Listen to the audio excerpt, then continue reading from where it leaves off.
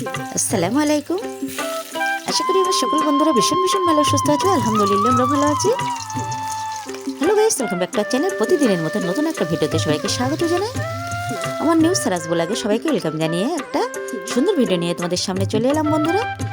শীতের সকালে আমি এই ভিডিওটা তোমাদের জন্য নিয়ে এলাম। তোমরা একটু একটু করে ভিডিওটা দেখতে থাকো বন্ধুরা। শুরুতে একটা লাইক দিবে, একেবারে স্কিপ করবে না, ফুল ভিডিওটা ওয়াচ করে দেবে।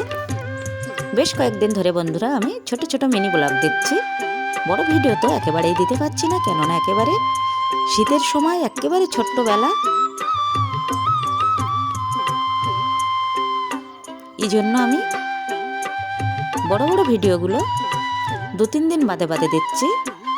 প্লিজ বন্ধুরা, তোমরা এটা নিয়ে কিছু মনে করো না, আমাকে ক্ষমা করে দেবে।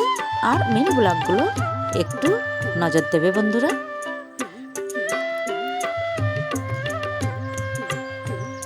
শীতের সময় যদি রোদ্রে গিয়ে বসি তখন কিন্তু একেবারে উঠতে ইচ্ছে করে না, আর তখনই কিন্তু ভিডিও করাগুলোও একেবারে পিছিয়ে যাচ্ছে বন্ধুরা। এই জন্য আমি একটু একটু করে মিনি ব্লগগুলো তোমাদের সঙ্গে শেয়ার করছি। মিনি ব্লগগুলো তোমরা অবশ্যই মজা করে দেখো, আর লাইক শেয়ার সাবস্ক্রাইব করে দিও। তোমাদের একটা লাইক আর কিন্তু একটা কমেন্ট আমার অনেকটা মোটিভেট বাড়িয়ে দেয়। নতুন নতুন ভিডিও করার আগ্রহ নিয়ে আমি আবারও চলে আসি। দেখতেই পাচ্ছ ডবল উনুনে আমি রান্না চাপিয়ে দিয়েছি। এক সাইডে ভাত বসিয়ে দিয়েছি, অন্য সাইডে তো চাটুই বসিয়ে দিয়েছি। দিয়ে দিলাম পরিমাণ মতো তেলে। এখন আমি মাছের মধ্যে লবণ ও হলুদ মাখিয়ে নেব। এখানে দেখতেই পাচ্ছ বন্ধুরা, শীতের সেরা একেবারে চেলা মাছ আর কিছুটা পার্শে মাছ, 2 রকম মাছ দিয়ে আমি বেগুনের ঝোল বানাবো। আমি কিভাবে আজকে বেগুনের ঝোলটা বানাচ্ছি তোমরা অবশ্যই দেখতে থাকো।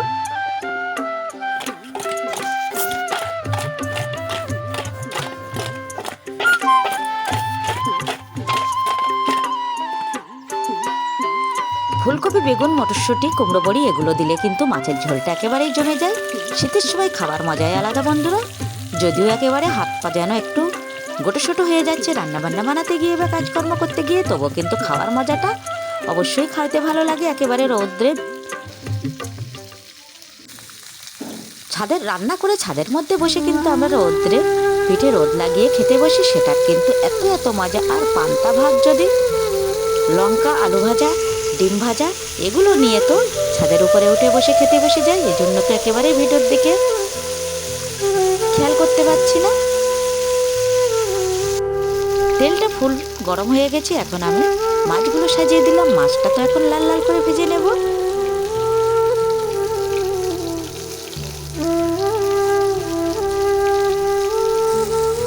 ইলিশ মাছের মতো কিন্তু চেলা মাছ অসাধারণ স্বাদ হয়, আর সেটা দিয়ে আমি বেগুন বানাবো। আর তাতে তো আছে অবশ্যই আরও মজা করার জন্য কুমড়ো বড়ি, আরও আছে মটরশুঁটি।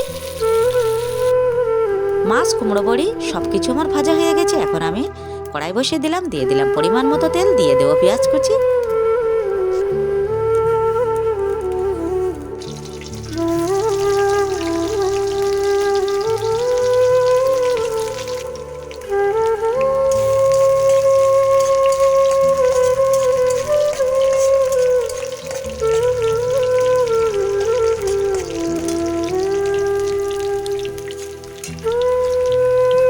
একেবারে লাল করে পেঁয়াজটা ভাজা হয়ে গেছে। এখন আমি কেটে রাখা আলু দিয়ে দিলাম। আলুটা এখন কিছুক্ষণ কষানোর পালা।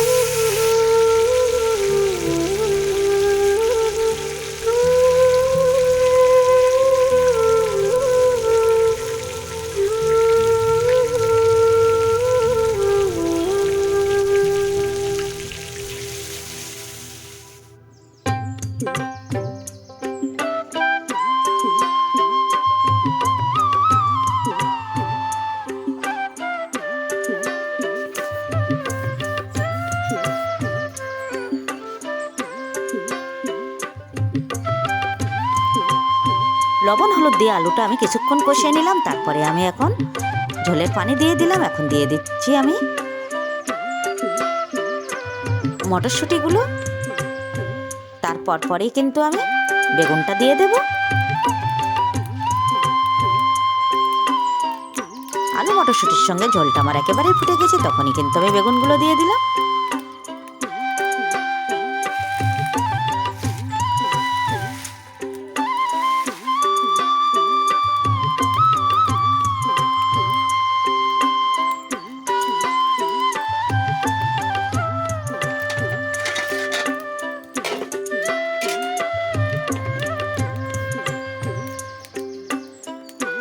ঝোলের মধ্যে বেগুনটা তুলে দিয়ে আমি একটু ঢাকনা করে দিলাম আচ্ছা কিছুক্ষণ পর।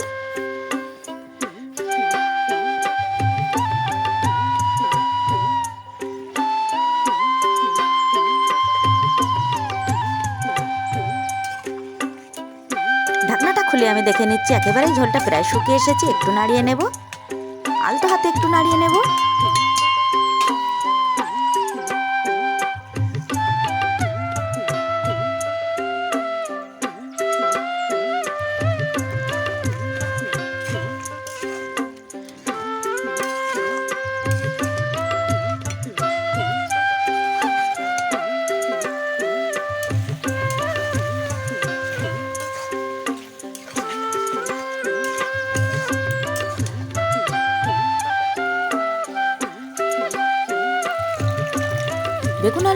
বেগুন আলু আমি সুন্দর করে একটু নাড়িয়ে নিয়েছি।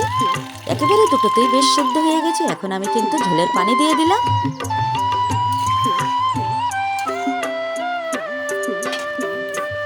এখন ঝোলটা ফুটে উঠলে কিন্তু মাছগুলো আমি সাজিয়ে দেব।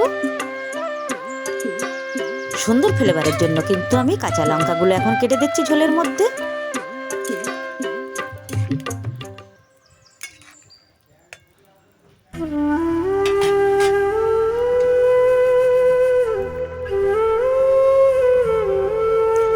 ঝোলের মধ্যে তো ফ্লেভারের জন্য কাঁচা লঙ্কা কেটে দিয়েছি, তারপরে একটু লঙ্কাটা সিদ্ধ হয়ে গেছে, তারপরে কিন্তু আমি পরপর মাছগুলো কুমড়ো বড়ি সাজিয়ে দিয়েছি। এভাবেই কিন্তু আমার এক্ষুনি রান্নাটা শেষ হয়ে যাবে বন্ধুরা। যদি কিছু ভালো লেগে থাকে চ্যানেলটি অবশ্যই সাবস্ক্রাইব করবে। যেসব বন্ধুরা আগে থেকে চ্যানেলটি সাবস্ক্রাইব করে গেছো তাদের কিন্তু অসংখ্য অসংখ্য ধন্যবাদ। যেসব বন্ধুরা এখনো চ্যানেলটি সাবস্ক্রাইব করোনি প্লিজ চ্যানেলটি সাবস্ক্রাইব করে আমার পাশে থেকো।